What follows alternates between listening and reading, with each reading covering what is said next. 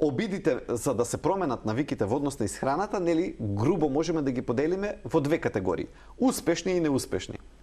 Сега, тоа што го препознаваме како неуспех, во смисол да еднаш да се обидеме и да не можеме успешно да го смениме начинот на живот и начин на исхрана, е мач со две острици. Кај некои луѓе тоа служи како мотивација следниот пат да успеат. Значи, неуспехот е само како попатни станици до конечниот успех. И има луѓе кои што така го разбираат цел процес. Во ред, сега пробав, не успеав, ќе пробам. Продолжам понатаму. Продолжувам, ќе пробам следниот месец, ако треба ќе пробам и след, меѓутоа ќе успеам. Но за жал, овој начин на размислување кој што е продуктивен е редок.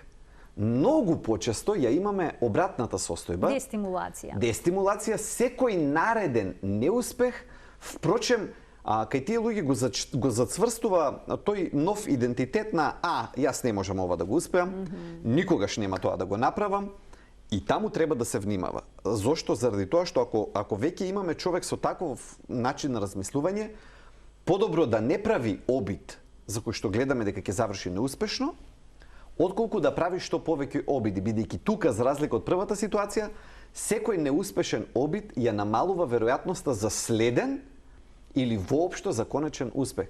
Затоа е доста комплексно и баш пристапот, како што спомнавте, како зависност, треба да биде там, се разбира таму каде што е навистина така, а тоа значи пристап со голема поддршка кон пациентот, под А, и под Б одредена методологија. Значи, ако нема одредена методологија, одреден пристап кој што постепено ќе го води надвор од тој лавиринт, тогаш веројатноста за успех е многу мала. Не може, знаете, не функционираат овие работи само со терање на човек, со стимулирање, ајде сега престани, ајде сега почни, ајде сега. Не оди тоа така. Значи, треба да се случат некои промени и да се подготви пациентот за да може да го преброди тоа. Така што храната знае и тоа како да биде доста голем предизвик.